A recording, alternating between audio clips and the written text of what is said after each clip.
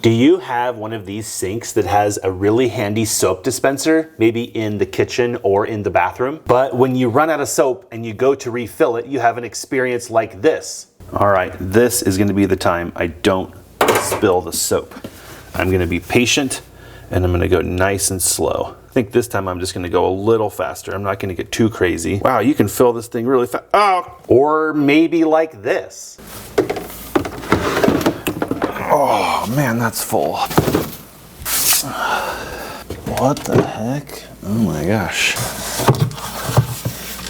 What the heck? Oh, there's that shoe. Man, I've been looking for that for a long time. What in God's earth? Whose idea was it to put these bottles clear it up in here? Well, today all of that nonsense ends. I've got a really simple yet useful hack so that you never have to deal with this again. So there are a couple of different types of these soap dispensers.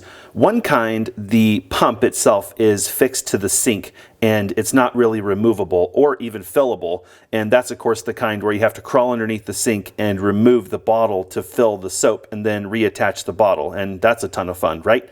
The other kind is this kind where the pump is actually removable and we could in theory fill the soap from the top. Those are the two basic kinds. So the tutorial I'm going to show you is for the kind where you can remove the pump, but the rules are basically the same for the one you remove the bottle, only you'll have to do everything kind of from the bottom. The ones where the pump is not removable, you'll probably actually have to reach up and release the nut that is underneath this pump so that you can get access to the pump, and you'll see why in just a second. So in this case, we're going to take the pump out and we're just going to set it to the side because we're going to disassemble this slightly and modify it. And then we're going to remove the bottle that's actually underneath the sink. Maybe you didn't take part in putting this together and so you don't understand how it all comes apart.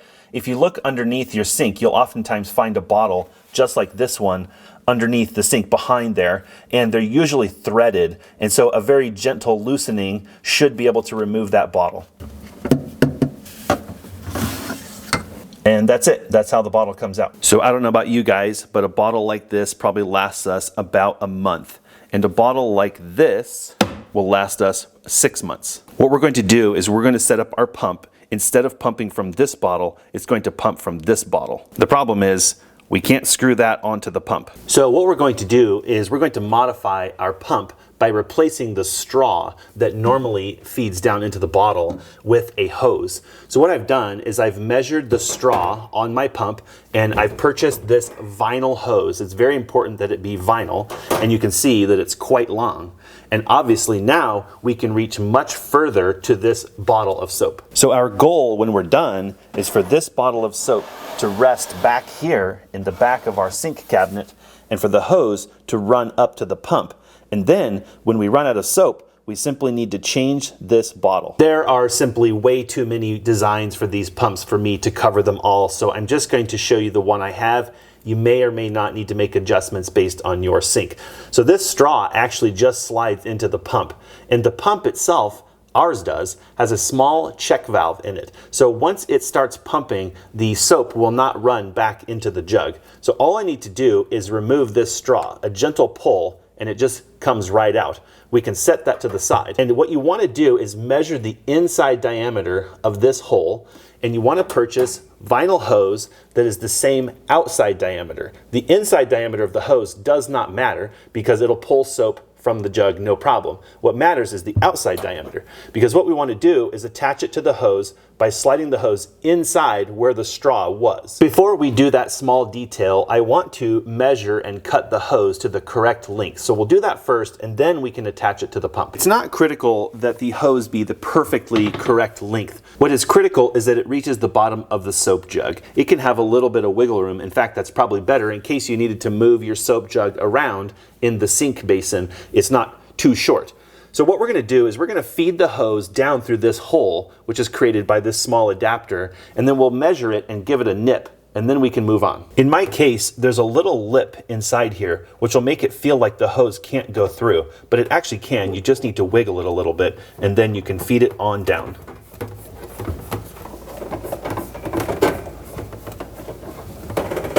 So now I'm pulling from the top of the sink, and I'm just pulling back gently until I can see that there's definitely enough hose I'm not too far down where I've just got a bunch of slackened hose down here. Too much hose would be a problem because trying to get the pump to prime if there's air bubbles in the hose could be particularly challenging. So we want to give ourselves a little bit of wiggle room with the hose, but we don't want so much that we end up trapping air in the hose. So I think that's probably pretty good. It'll definitely reach the bottom of the jug.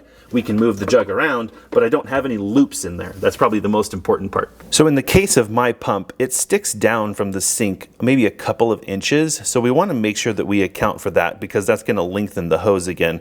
So I'm going to reduce the length by about 2 inches. So what we could do now is just put a piece of tape on here to mark the length of the hose that we want. And now we can pull it backwards to reduce the length ever so slightly for the pump dimension. So if we sort of think about where the pump is, about here, and the length of this, we can reduce it by about that much. Now we want to make the cut, but the cut needs to be square. So what we don't want to do is cut at a weird angle or something that would make the tubing not fit nicely into the end of this, because this needs to make an airtight seal in order for the pump to prime. So we want to make sure that we're making a nice clean single cut across here and that it's nice and square to the tubing. You would think that we could just put the pump on and away we go. The problem is this tube is much longer than the original straw that was there before. And this straw doesn't have a horrible time getting a prime, but this hose is quite long. So I want to try a couple of ideas to help this pump prime from all the way down there in the sink basin. I see another small challenge here, and that's just that the end of this tube is a little bit bent up. So I'm going to use a heat gun, and you could use a hair dryer if your tube is bent up a little bit to just warm it up and help it to aim straight down, and that'll help it to get a better suction out of the jug. There, that's looking quite a bit better. See how it's not turned up, but it's more laying flat? All right, so we could put it in the jug now. So we're gonna take the lid off the soap down here, and we're gonna feed the tube down in. And the important thing is that there's no loops. But because this hose is clear, I should be able just to suck gently on the hose and pull the soap up, and then I can pinch the hose to stop the flow back into the jug and then reattach the pump. So if this works, you should be able to see the soap coming up the tube there.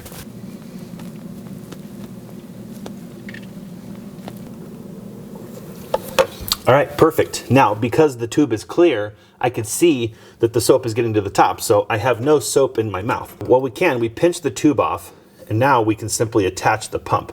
And this should lock that in, so now the soap is no further down than the straw was. So instead of hiding this, let's just see if we can see if pumping this will pull the soap the rest of the way. Oh, here it comes. See, there it is. All right, we got it.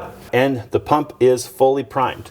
So we just want to make sure that that tube is all the way seated in there, and then we can attach the pump. How awesome is that? So now we're pumping out of the Dawn jug instead of pumping out of this small guy. So now this jug can be stored conveniently in the corner here and replaced probably maybe twice a year on the high end. And if maybe you're a single or an older person who just doesn't do much hand washing or dishwashing, you're gonna maybe do this once a year. You might even forget about it and then one day realize that it's empty.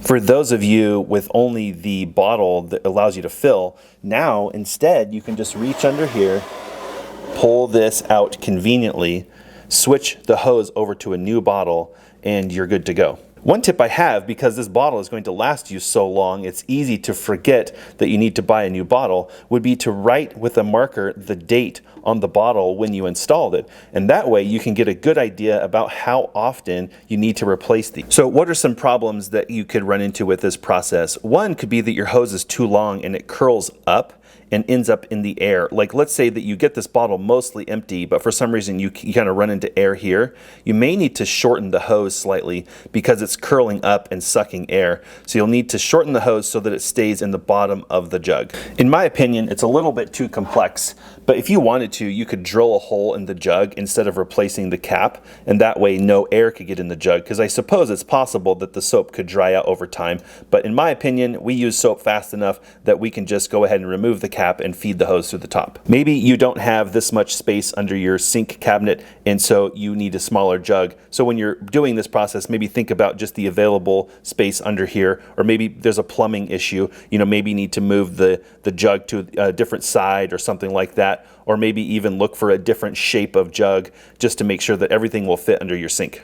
And that's it for this hack. It's super simple, but the effects are real. But I have some questions. Maybe leave it in the comments below. What are some problems that you ran into and solutions you found in this process if you try this in your house? Did you have a problem maybe getting the pump off, or maybe you have a challenge getting that hose to prime? Leave those comments below so other people can benefit. If you're the kind of person that doesn't want to buy these materials for yourself, these kits are actually available online, and you can simply search for them and find something that's a complete kit. You may even be able to find it to match the brand of your sink. But I think these are pretty standard, and so if you want to buy one that's a complete done-for-you kit, you just attach it, put it into the jug, and you're good to go. Go ahead and do that instead of doing a DIY like we did. One last note. If your pump is the type without a check valve in it and your hose is constantly draining back into the jug, you're going to want to find one of the kits for this process that includes the check valve. Otherwise, you'll find that you're always having to pump the air out of the line as it drains back into the jug. Probably never gonna have to see you again.